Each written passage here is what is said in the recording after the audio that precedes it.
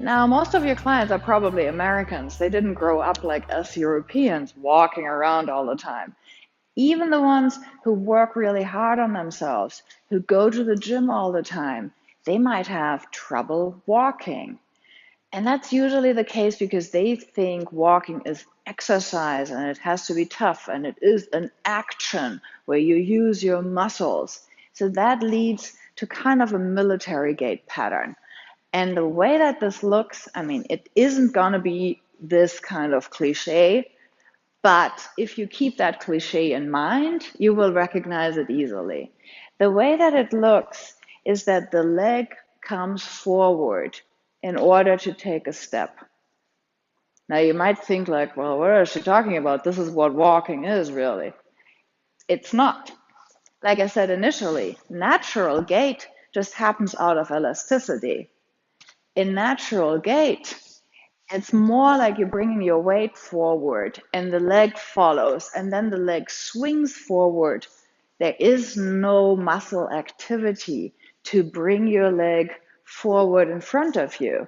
It's more like your body tilts forward and the leg is back and then it swings. So, what happens in this military gait pattern is that there is no awareness of that. The whole body is still. There is a lot of weight on the heels, and the leg is being forced forward by engaging the quads, a little bit of the hip flexor, but with muscle action, not elasticity. And that is pretty much the pattern in total extreme. Look at people when you see them walking around, and you probably will notice it more like something like this. So you see the leg goes barely behind them. It really is just this action of picking the legs up. In some cases, you really see them pick up their knees. In some cases, it's more of a shuffle. It could look even like this. So certainly you wouldn't call this a military gait. I would call it more like the slacker shuffle. And in extreme cases, people are really using their adductors in order to bring the leg forward. But what all these patterns have in common, whether it is really pretty strict or whether it's very relaxed, is that the weight is more on the heels.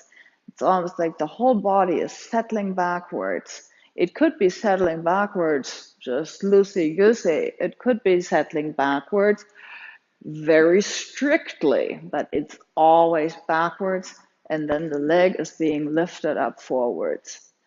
Now, what I already told you, and if you have experienced this with your own body, it makes perfect sense that in the long run, this kind of thing gets exhausting because you always have to use your muscles. It's always another squeeze, it's always another push, and they get tired because you're really using pretty much the quads, bit of hip flexors, maybe in extreme cases the adductors.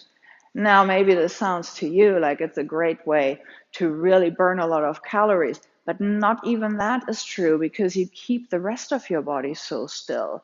So there is not a good effect on circulation. You don't get the hydration for the joints that natural gait is giving you, and you're binding your legs to the hips with every step. You hold all of this really still. There's no movement into the spine. I mean, you can go further and say that there's no movement for inner organs.